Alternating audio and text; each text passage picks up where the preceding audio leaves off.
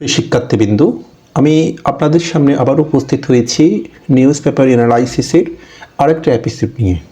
আজকের এপিসোডটা হচ্ছে লাস্ট যে ক্লাসটা আমি নিয়েছিলাম সেই ক্লাসটার ওই কলামটার সেকেন্ড একটি অংশ আজকে আমি অ্যানালাইসিস করব। আজকের অ্যানালাইসিস থেকে আগের মতো করে আমরা যেভাবে ট্রান্সলেশনস, ভোকাবুলারি, গ্রামার, এরপর হচ্ছে যে ফ্রি হ্যান্ড রাইটিং একসাথে প্রত্যেকটা লাইন হচ্ছে আমাদের এক্সাম ওরিয়েন্টেড, যেভাবে আমাদের ব্যাংক এবং বিসিএস এর জন্য প্রস্তুতি নেওয়া হয় সেভাবে আমি অ্যানালাইসিস করার জন্য চেষ্টা করব। এখানে বলা হচ্ছে the last few years have seen low GDP growth. Have এখানে মেইন অক্সিলিয়ারি ভার্ব, সিন হচ্ছে দ্য মেইন ভার্ব, হ্যাভের পরে মূল ভার্বের ফার্স্ট পার্টিসিপল ফর্ম হয়, এটা হচ্ছে দ্য একটা প্রেজেন্ট পারফেক্ট টেন্স। তাহলে সাবজেক্ট হচ্ছে the last few years. Few শব্দটার পরে সর্বদা নাউন ফ্লোরাল হবে।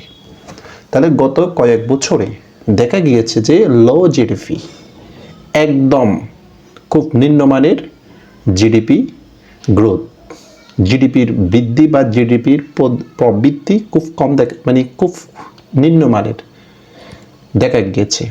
এখানে কি দেখা গিয়েছে? লো জিডিপি গ্রোথ দেখা গিয়েছে। এটা হচ্ছে দ্য অবজেক্ট।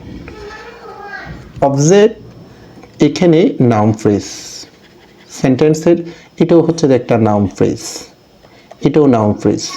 একাধিক ওয়ার্ড, সেন্টেন্সের সাবজেক্ট ও অবজেক্ট একাধিক ওয়ার্ড থাকলে সেটাকে আমরা নাউন ফ্রেজ বলবো।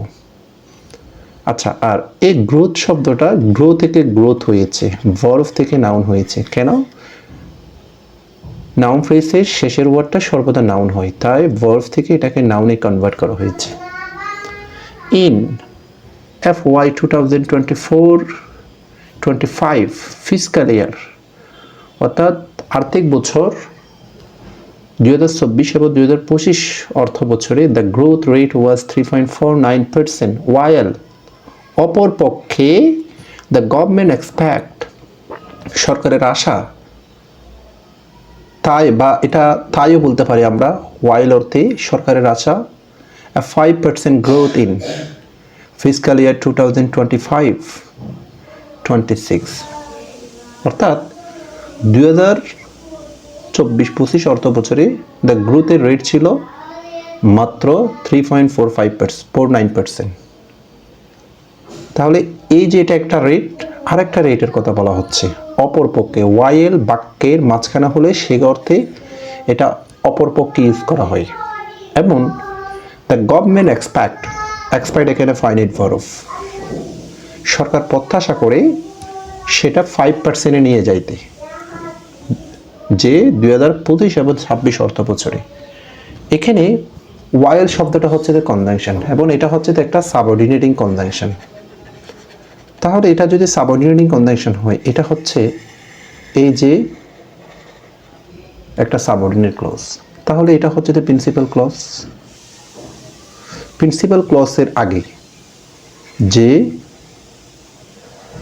এই এটা একটা ফ্রেজ, তাহলে সাবজেক্টের আগে একটা ফ্রেজ হতে পারে। তাহলে এই গ্রোথটা কখন ছিল? 2024-25 অর্থ বছরে ছিল। এই যে এটা একটা টাইমকে ইন্ডিকেশন করা হচ্ছে, হয়েন দ্বারা প্রশ্ন করলে পাচ্ছি। সো এটা হচ্ছে একটা অ্যাডভার্বিয়াল ফ্রেজ। বাক্যের মধ্যে অ্যাডভার্বিয়াল ফ্রেজের ব্যবহার কিন্তু একদম প্রচুর। অ্যাডভার্ব এমন একটি অ্যাডভার্বিয়াল ফ্রেজ বা অ্যাডভার্ব, এটার একটা স্বাধীনতা আছে। এটা বাক্যের শুরুতে বুঝতে পারে, বাক্যের শেষে বুঝতে পারে, সাবজেক্টের পরে বুঝতে পারে, অনেক জায়গা বুঝতে পারে। অ্যাডভার্বিয়াল ফ্রেজ বাক্যের শুরুতে বসলে একটা কমা হতে হবে সাবজেক্ট থেকে সেপারেশন করার জন্য, এটা মাথায় রাখতে হবে। তাহলে প্রিন্সিপাল ক্লজ, সাবঅর্ডিনেট ক্লজ, ক্লজটা হচ্ছে একটা কমপ্লেক্স সেন্টেন্স। ইনফ্লেশন মুদ্রাস্ফীতি। অন দ্য আদার হ্যান্ড অপরপক্ষে অ্যাডভার্বিয়াল কানেক্টরস, অপরপক্ষে। এখানে একটা কথা বলি, যেমন এই যে অন দ্য আদার হ্যান্ড, যে এখন বলেছিল প্রবৃত্তির কথা, যেটা গ্রোথের কথা, জিডিপি গ্রোথের কথা, আবার এখন বলতেছে ইনফ্লেশনের কথা। তাহলে আমি একটা পক্ষ থেকে আরেকটা পক্ষে চলে যাচ্ছি। এক্ষেত্রে আমাকে অন দ্য আদার হ্যান্ড ভাষাকে আরও বেশি প্রাঞ্চল করার জন্য, ব্যালেন্স করার জন্য অন দ্য আদার হ্যান্ড ব্যবহার করতে হয়েছে। এখানে চাইলে আমি অন দ্য কন্ট্রারি ইউজ করতে পারতাম, অন দ্য কন্ট্রেরি, এখানে আমি এটাও বলতে পারতাম on the other word, on the other word ব্যবহার করতে পারতাম, অন দ্য আদার ওয়ার্ড, অর্থাৎ এগুলো দ্বারা একটা পক্ষ থেকে অন্য আরেকটা পক্ষে আলোচনা করা। যেমন জিডিপি থেকে এখানে ইনফ্লেশনের কথা বলা হচ্ছে। এই যে কানেক্টরগুলো হচ্ছে পরস্পর আগে পরে যে বাক্যগুলো হয়, সে বাক্যগুলোর মধ্যে একটা অর্থ দিক থেকে ব্যালেন্স করে। এগুলো ইউজ করলে প্যারাগ্রাফটা আরও বেশি অর্থবহুল হয়ে ওঠে, প্রাঞ্চল হয়ে ওঠে। এই জন্য লেখার জন্য ফ্রি হ্যান্ড রাইটিং, ফোকাস রাইটিংয়ের জন্য এগুলাকে বলা হয় যে সেন্টেন্স বিল্ড আপের অন্যতম একটি মেকানিজম। কানেক্টরসগুলো এগুলো খুব ভালো করে পড়তে হবে। আর তোমরা যদি 9, 10 এবং ইন্টারমিডিয়েটের সিলেবাসটা যদি দেখো, তাহলে ওটাও পড়লেও মোটামুটি ওখানে মানে ওই সিলেবাস থেকে কানেক্টরসটা পড়লে অনেক কিছু অনেকাংশে ক্লিয়ার করা যায়। আচ্ছা, ইনফ্লেশন, মুদ্রাস্ফীতি, রোজ, এই যে রাইস থেকে রোজ, রোজ অর্থ আমরা জানি গোলাপ, কিন্তু এখানে ভার্ব অর্থ ইউজ করা হয়েছে। যে রাইজের ফার্স্ট ফর্ম হচ্ছে দ্য রোজ এবং এটার ফিফি ফর্ম হচ্ছে দ্য রাইজেন। যেটা বৃদ্ধি পেয়েছিল, রোজ টু মানে বৃদ্ধি পেয়েছিল, পর্যন্ত, টু এখানে পর্যন্ত অর্থে 9.04% in April, from 8.71% in March this year। অর্থাৎ এই বছরে যেটা এপ্রিলে ছিল 8.71%, সেটা থেকে মার্চ থেকে এপ্রিলে সেটা 9.04, অর্থাৎ 8.71 থেকে 9.04। তাহলে এই যে প্রেপোজিশনটা যদি ব্যবহার করে থাকি, ফ্রম, আমরা দুইটা যেমন ফ্রম টু, আবার এখানে আবার ব্যবহার করা হয়েছে টু ফ্রম। যেমন আমি ঢাকা থেকে চট্টগ্রাম গিয়েছি, আমার উৎপত্তি ঢাকা থেকে, আমি গাড়িতে উঠেছি, তাহলে ফ্রম ঢাকা টু চিটাগাং। এখন কি হয়েছে, থেকে পর্যন্ত না হয়ে পর্যন্ত তো থেকে, উল্টাটাই হয়েছে। তাহলে কতটুকু গিয়েছিল, 9.4, খোদ থেকে গিয়েছিল, থেকে, যেটা থেকে প্রডিউস হয়েছে, এর জন্য ফ্রমটা এখানে উল্টাটা হয়েছে। থেকে পর্যন্ত বোঝাতে ফ্রম টু প্রেপোজিশন ইউজ করা হয়। এই সেন্টেন্সের যেমন সাবজেক্টটা কি, যদি এখানে একটা যে বিষয় মাথায় রাখতে হবে, অনেক সময় কনফিউজড হয়ে যায় স্টুডেন্ট। এই যে এখানে অন দ্য আদার হ্যান্ড, এই যে রোজ যদি ফাইনাইট ভার্ব হয়, মেইন ভার্ব হয়, তাহলে সাবজেক্ট অবশ্যই এর আগেই হবে। এখানে ইনফ্লেশন হচ্ছে দ্য সাবজেক্ট। তাহলে দেখেন আগে যখন এখানে এটা অ্যাডভার্বিয়াল ফ্রেজ হয়েছিল, এখন অ্যাডভার্বিয়াল ফ্রেজ হচ্ছে সাবজেক্টের পরে অন দ্য আদার হ্যান্ড। তাহলে দেখেন অ্যাডভার্বিয়াল ফ্রেজের একটা স্বাধীনতা বলেছে, এটা কিন্তু বাক্যের প্রথমে ইউজ করলে ভুল হতো না। অন দ্য আদার হ্যান্ড, তারপরে ইনফ্লেশন বলেছে, নো প্রবলেম। অর্থাৎ অ্যাডভার্বিয়াল ফ্রেজ বাক্যের শুরুতে হতে পারে, সাবজেক্টের আগে, আবার সাবজেক্টের পরেও হতে পারে, নো প্রবলেম। রোজ হচ্ছে এখানে ফাইনাইট ভার্ব। এমন এটা হচ্ছে একটা simple sentence, the April spike. Spike মানে কি, হঠাৎ বৃদ্ধি কোনো কিছু। ইনক্রিজ বলতে পারি, তবে ইনক্রিজ অ্যান্ড স্পাইকের মধ্যে একটু ডিফারেন্স আছে। যেটা হঠাৎ বৃদ্ধি পায়, যেটা প্রেডিক্টেবল না, হুট করে, যেটা স্টনিশ করে বা অবাক করার মতো, সেটাকে স্পাইক বলা হয়। যেমন এটা সরাসরি ইনক্রিজ ইউজ করা যাবে না, বা এটাকে রাইজিং ইউজ করা যাবে না, তবে এটা বোঝাতে আমরা ব্যবহার করতে পারি, হাইক ইউজ করতে পারি। হাইক মানে হঠাৎ বৃদ্ধি, বা স্কাই রকেটিং ইউজ করতে পারি, স্মার্ট একটা ওয়ার্ড। এটা একটা ম্যাটাফরিক্যাল অর্থ প্রকাশ করে, যে স্কাই রকেটিং মানে একদম আকাশ ছোঁয়া হঠাৎ বৃদ্ধি।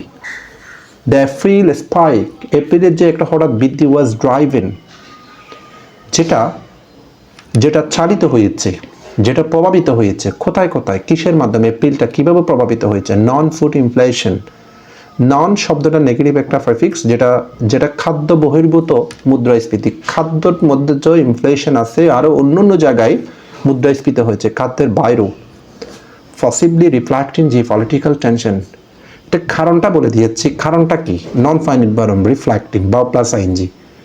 একটা ক্লোজ, একটা সিম্পল সেন্টেন্সে যদি, যেমন ওয়াজ, এখানে হচ্ছে যে অক্সিলিয়ারি ভার্ব, ড্রাইভেন হচ্ছে যে মেইন ভার্বের ফিফি ফর্ম, মেইন ভার্ব, এটা ফেসিভ অর্থে, এটা একটা ফেসিভ সেন্টেন্স এখানে।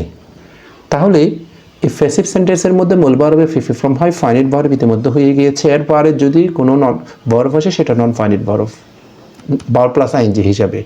তাহলে এটা প্রতিফলিত হতে করে জিওপলিটিক্স থেকে জিওপলিটিক্যাল, নাউন থেকে অ্যাডজেক্টিভ কেন? টেনশন, টেনশন হচ্ছে দেখে নি যেটা নাউন আগে অ্যাডজেক্টিভ হয়, তার যে পলিটিক্স থেকে যে পলিটিক্যাল অর্থাৎ ভূরাজনৈতিক যে উত্তেজনা, টেন্স, এটার অ্যাডজেক্টিভ হচ্ছে টেন্স, যে উত্তেজনা বাড়া, উত্তেজিত, এটাকে বলতে পারি। তাহলে টেনশনস, ইন্টেন্সিফাইং, বিশেষ করে এটা তীব্রতর হয়েছিল, এটাও একটা নন ফাইনিট ভার্ব। তাহলে কয়টা নন ফাইনিট ভার্ব? এটা একটা নন ফাইনিট, এটা একটা non finite. In the middle east একটা অ্যাডভার্বিয়াল ফ্রেজ, মধ্যপ্রাচ্যের মধ্যে, অর্থাৎ মধ্যপ্রাচ্যের মধ্যে যে ভূরাজনৈতিক উত্তেজনা খুব তীব্রভাবে বৃদ্ধি পেয়েছিল, সেটার প্রভাবে এপ্রিলটা হচ্ছে খাদ্য বহির্ভূত মুদ্রাস্ফীতি ড্রাইভেন খুব দ্রুত বৃদ্ধি পেয়েছিল। এখানে ড্রাইভেন মানে হচ্ছে যে অ্যাকচুয়ালি কিন্তু কি, যেটা স্প্রেড বলতে পারি, ছড়িয়ে পড়েছিল, এটাকে আমরা বলতে পারি ইনফ্লুয়েন্স বলতে পারি, প্রভাবিত। এই যে দেখেন একটা শব্দের মিনিং হচ্ছে যে অনেকভাবে প্রকাশ করতে পারে, অথবা এটাও হতে পারে খুব দ্রুত বৃদ্ধি হয়েছিল, ইনক্রিজ ইন অর্থ এটা প্রকাশ করতে পারি ট্রান্সলেশনে। ড্রাইভ ইন অর্থ এখানে কোনো যেটা মেটাফরিক্যাল অর্থ, ড্রাইভ করাকে বোঝায়নি, ইনক্রিজ করাকে, স্প্রেড করাকে, ইনফ্লুয়েন্স করাকে মেটাফরিক্যাল মিনিং, অর্থাৎ গাড়ির ড্রাইভিং যেভাবে দ্রুত, ঠিক এভাবেই ইন্ডিকেশন করেছে এটা একটা মেটাফর। তাহলে এই বিশাল সেন্টেন্সের মধ্যে যদি ভার্ব যদি হিসাব করি, ওয়াজ ড্রাইভেন ফাইনিট ভার্ব, এখানে দুইটা নন ফাইনিট ভার্ব পেয়েছি, অর্থাৎ একটা সিম্পল সেন্টেন্সে ফাইনিট ভার্ব সর্বোচ্চ একটা, কিন্তু নন ফাইনিট ভার্ব একাধিক হতে পারে। অধিকাংশ ক্ষেত্রে একাধিক ভার্ব থাকলে বেশিরভাগ ক্ষেত্রে ভার্ব প্লাস আইএনজিতে হবে। এরপরে বলা হচ্ছে employment generation, employment generation is also weak. এই যে ইজ হচ্ছে যে একটা link in verb, also adverb, weak হচ্ছে দ্য অ্যাডজেক্টিভ। তাহলে এটা ফুলটা অ্যাডজেক্টিভ ফ্রেজ, লিঙ্ক ইন ভার্বের পরে অ্যাডজেক্টিভ বা অ্যাডজেক্টিভ ফ্রেজ। তাহলে এটা যদি ফাইনিট ভার্ব হয়, link in verb, main verb, auxiliary verb অর্থাৎ ফাইনিট ভার্ব। এমপ্লয়মেন্ট জেনারেশন হচ্ছে যে সাবজেক্ট এখানে, এমপ্লয় থেকে এমপ্লয়মেন্ট, ভার্ব থেকে নাউন, জেনারেট থেকে জেনারেশন, ভার্ব থেকে নাউন, অর্থাৎ যে কর্মমুখী যে জেনারেশনটা, প্রজন্মটা, এটা খুব দুর্বল হয়ে গিয়েছে, বা এই সেক্টরটা, কর্মসংস্থানের সেক্টরটা, ডিউ টু, কারণে, এটাকে আমরা বলতে পারি, কারণ বুঝাতে কি ব্যবহার করতে পারি, বিকজ অফ বলতে পারি আমরা, লো ইনভেস্টমেন্ট, এটা কেন দুর্বল হয়ে গিয়েছে, খুব নিম্নমানের ইনভেস্টমেন্টের কারণে, ইনভেস্ট থেকে ইনভেস্টমেন্ট, ভার্ব থেকে নাউন, অর্থাৎ বিনিয়োগ একদম হয়নি। তাহলে এটা একটা সিম্পল প্রেজেন্ট এবং এটা simple sentence. Between March 2025 and March 2026, দুইটা সাল, এই মার্চ 2026 সালের মার্চ, প্রায় এক বছর, এই দুইটা তারিখের মধ্যে, এই দুইটা সালের মধ্যে বিটুইনের জন্য ব্যবহার করা হয়েছে প্রেপোজিশন হিসাবে। ফুলটাই আবার এখানে প্রেপোজিশন দ্বারা শুরু হয়েছে, বিধায় প্রেপোজিশনে প্রেস হবে না, আবার সময়কে ইন্ডিকেশন করা হচ্ছে। সো আবার একটা অ্যাডভার্বিয়াল ফ্রেজ পাচ্ছি, আবার একটা adverbial phrase, credit to private sector view. এই যে এখানে ক্রেডিট, কৃতিত্ব, যে কন্ট্রিবিউশন, এটার সিনোনিমে এদিক দিয়ে, রুল, ভূমিকা, যে বেসরকারি সেক্টরের যে ভূমিকা, গ্রু অ্যাট 4.7% অনলি, অর্থাৎ তবে বেসরকারি পর্যায়ে যে সেক্টরের মধ্যে বড় অবদান হচ্ছে যে এটাতে যে 4.7% বৃদ্ধি পেয়েছিল। এখানে অ্যাট কোনো একটা মাত্রা বা হার বোঝাতে, কিন্তু মাত্রা বা হার, মূল্য, কোনো অনুপাত বোঝাতে অ্যাট ব্যবহার করা যেতে পারে, প্রেপোজিশন। দিস মিনস, এটার অর্থ হচ্ছে ফাইনিট ভার্ব, দিস এখানে সাবজেক্ট, ডেমনস্ট্রেটিভ প্রোনাউন। ওয়াইল, এখানে ওয়াইল মানে অপরপক্ষে না, কিন্তু এখানে ওয়াইল মানে হচ্ছে যে যখন, বুঝে নিতে হবে একটা শব্দের মিনিং অনেকগুলো থাকে, কিন্তু কোথায় কি, যেমন ওয়াইল এখানে অপরপক্ষে, কিন্তু এখানে যখন ইকোনমিক অ্যাক্টিভিটিস আর উইক, যখন অর্থনৈতিক যে কর্মকাণ্ডগুলো দুর্বল, প্রাইসেস আর হাই, প্রাইসেস এবং হার, এগুলো কেন হয়েছে, কেন কর্মসংস্থান খুব কম হয়ে গিয়েছে, তিনটা কারণ দেখিয়েছে। এটার অর্থ হচ্ছে, কারণ এটা তারা বুঝায় যে, মানে এই সেন্টেন্সের এক্সপ্লেনেশন, তার মানে কর্মসংস্থান কমে যাওয়ার অর্থ হচ্ছে যে আমাদের অর্থনৈতিক কর্মকাণ্ডগুলি খুব দুর্বল হয়ে গিয়েছে, বাজার খুব অস্থির হয়ে গিয়েছে। হাই অ্যাডজেক্টিভ, এটা একটা ক্লজ।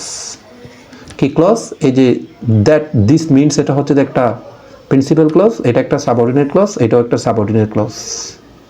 একাধিক সাবঅর্ডিনেট ক্লজ, একটা প্রিন্সিপাল ক্লজ, এটা একটা কমপ্লেক্স সেন্টেন্স। এবং ক্লজ কমা ক্লজ, আবার এটাও কিন্তু একটা প্যারালাল স্ট্রাকচার।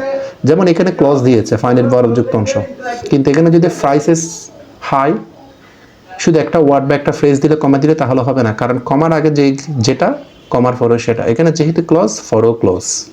তবে কমার আগে যদি এখানে ফ্রেজ হতো তাহলে ফরও ফ্রেজ হতো। এটাই হচ্ছে বাক্যের সমান্তরাল বা প্যারালাল স্ট্রাকচার। এখানে যেটা সবচেয়ে আরেকটা বিষয় হচ্ছে যে নিউজপেপার অ্যানালাইসিসের মধ্যে প্র্যাকটিক্যাল গ্রামারের বাইরে যে বিষয়টা সবচেয়ে বেশি ফুটে ওঠে সেটা হচ্ছে যে ট্রান্সলেশনটা। ট্রান্সলেশন সবসময় লিটারাল অর্থ হয় না, এটা আবার ভাবার্থ হচ্ছে, ম্যাটাফরিক্যাল অর্থ হচ্ছে। আমাদের ট্রান্সলেশন হচ্ছে যে ব্যাংক, রিটার্ন এবং বিসিএস এর মধ্যে সবচেয়ে বড়, খুব 50 মার্কসের কাছাকাছি নাম্বার কিন্তু এখানে ক্যারি করে। এটা খুব গুরুত্বপূর্ণ ফ্যাক্টর। কম সময়ের মধ্যে খুব ভালো নাম্বার তোলার অন্যতম একটি মাধ্যম হচ্ছে যে ট্রান্সলেশন। এই নিউজপেপার অ্যানালাইসিস রেগুলার করলে হচ্ছে যে আমার কাছে মনে হয় পরীক্ষার জন্য আর কোনো ট্রান্সলেশন প্র্যাকটিস করার দরকার নেই। এখানে ট্রান্সলেশনটা প্র্যাকটিস হচ্ছে, গ্রামার কারেকশনও হচ্ছে, এখানে ভোকাবুলারি প্র্যাকটিস হচ্ছে। আবার যখন একটা লেখার মান কীভাবে হবে, ফ্রি হ্যান্ড রাইটিং স্কিল অনেক কিছু হচ্ছে, যে কীভাবে লেখা শুরু করব, কোথায় অ্যাডভার্বের ফ্রেজ ইউজ করব, কখন সাবজেক্টের আগে, কখন সাবজেক্টের পরে, একটা সেন্টেন্স কীভাবে গঠন করব, এই যে অনেক কিছু, এগুলো ফ্রি হ্যান্ড রাইটিং স্কিল। এভাবেই ফ্রি হ্যান্ড রাইটিং স্কিল যদি আমরা ইমপ্রুভ করতে পারি তাহলে ফোকাস রাইটিংকে আমরা ইমপ্রুভ করতে পারবো। অ্যান্ড অন ডোমেস্টিক vulnerabilities, এখানে vulnerabilities মানে হচ্ছে যে কোনো কিছু আমরা দুর্বলতাকে ইন্ডিকেশন করেছে, যেটা অভ্যন্তরীণ যে দুর্বলতা পারসিস্ট বিদ্যমান আছে। ভার্ব, মেইন ভার্ব, ওয়াইন হচ্ছে যে কনজাংশন, তাহলে সাবজেক্ট ডোমেস্টিক ভালনারেবিলিটি সাবজেক্ট, এটা ফাইনাইট ভার্ব, তাহলে এটা হচ্ছে যে একটা সাবঅর্ডিনেট ক্লজ। এক্সটার্নাল রিস্ক আর ফেল্ট মোর, ফেসিভ অংশ, যে বাহ্যিক কিছু ঝুঁকি, অনিশ্চয়তা, এটা আরও বেশি অনুভূত হচ্ছে, অনুভব করা হচ্ছে। কারা করতেছে? এটা তো আমরাই করব, সিটিজেন করব। তো যারাই করবে তারা যদি সাবজেক্ট না থাকে, যেটাই করে সেটা যদি সাবজেক্ট, সেটা ফেসিভ। ফেসিভে সবসময় ভার্বের পাস্ট পার্টিসিপল, সেটার আগে টেনশনের একটা অক্সিলিয়ারি ভার্ব। এটা যেহেতু প্রেজেন্ট টেন্স তাই এখানে আর এসেছে। কতটুক, হাউ দ্বারা প্রশ্ন, মোর, এটা হচ্ছে একটা অ্যাডভার্ব, তাহলে এটা মেইন ক্লজ, এখানে এটা সাবঅর্ডিনেট ক্লজ। একটা বিষয় লক্ষ্য রাখবা, যেমন আমি যদি বলি একটা সেন্টেন্সের কখন সাবঅর্ডিনেট ক্লজ কখন মেইন ক্লজ, সেটা ডিপেন্ড করবে সাবঅর্ডিনেটিং কনজাংশন। সাবঅর্ডিনেটিং কনজাংশন যদি প্রথমেই থাকে তাহলে এটাই হচ্ছে সাবঅর্ডিনেট ক্লজ। হয় যদি এখানে থাকতো তাহলে এটা সাবঅর্ডিনেট ক্লজ। তাহলে একটা সাবঅর্ডিনেট ক্লজ হলে আরেকটা এটা নিচ্ছে প্রিন্সিপাল ক্লজ, কারণ দুইটা অর্ডিনেট ক্লজ কখনো হয় না, এটা মাথায় রাখতে হবে। তবে একাধিক সাবঅর্ডিনেট ক্লজ হবে, যেমন এখানে হয়েছে while economic activities are weak, prices are high, minimum at least একটা প্রিন্সিপাল ক্লজ থাকতে হবে। তাহলে অ্যান্ডটা কি, দুইটা কনজাংশন হয় না, অ্যান্ড এখানে কিন্তু অ্যাডভার্ব ইউজ করা হয়েছে, অতিরিক্ত কিছু বোঝা যাচ্ছে এখানে। অর্থাৎ সেন্টেন্সের কনজাংশনও না, সাবজেক্টও না, কোনো ওয়ার্ড যদি বাক্যের শুরুতে বা কোনো জায়গায় স্বাধীনভাবে ব্যবহার করে, নিশ্চিত অর্থে আনডাউটেডলি এটা অ্যাডভার্ব হিসেবে রিকগনাইজ করবেন। শিক্ষার্থীরা, এভাবে আমার এই নিউজপেপার অ্যানালাইসিসটা একদম ধারাবাহিকভাবে থাকবে। আমি সপ্তাহে 2টা বা 3টা হয়তো ভিডিও দিব, এবং পাশাপাশি আমি এখন শুরু করেছি ট্রান্সলেশনের উপরে। ট্রান্সলেশনের উপর আমি একটা করে সপ্তাহে মিনিমাম 2-3টা ভিডিও দেওয়ার চেষ্টা করব। আপনারা যদি আমার সাথে থাকলে, যারা ব্যাংকের প্রস্তুতি নিচ্ছেন, যারা বিসিএস এর প্রস্তুতি নিচ্ছেন, খুব রিটেনের প্র্যাকটিক্যাল কিছু যদি শিখতে চান, এবং আমার প্রোফাইলে, আমার পেজে, আমার ইউটিউব চ্যানেলে সাবস্ক্রাইব করে রাখুন, আমার প্রোফাইল ফলো করে রাখুন, আমার ভিডিওটি শেয়ার করে আমাকে ইন্সপায়ার করবেন। আর আরেকটা বিষয় অ্যানাউন্স, আপনারা হয়তো জানেন, আমি এই যে প্র্যাকটিক্যাল নিউজপেপার অ্যানালাইসিসের মাধ্যমে অ্যাডভান্স লেভেলের যাতে একটা প্রিপারেশন হয়, গ্রামার, ট্রান্সলেশন, ভোকাবুলারি সব কিছুকে টার্গেট করি, বিসিএস ব্যাংক পরীক্ষাকে টার্গেট করি, আমি একটা কোর্স শুরু করেছি। ইতিমধ্যে কোর্সটা প্রায় এক মাসের চেয়ে বেশি হয়েছে। আপনারা রানিং কোর্স এটাতেও ভর্তি হতে পারেন, নিউ আরেকটা বেশ শুরু করতে যাচ্ছে 15 তারিখ, ওটাতেও হচ্ছে আপনারা ভর্তি হতে পারেন। স্ক্রিনে যে নাম্বার দেওয়া আছে সেই নাম্বারে হোয়াটসঅ্যাপে আমার সাথে যোগাযোগ করতে পারবেন। ধন্যবাদ।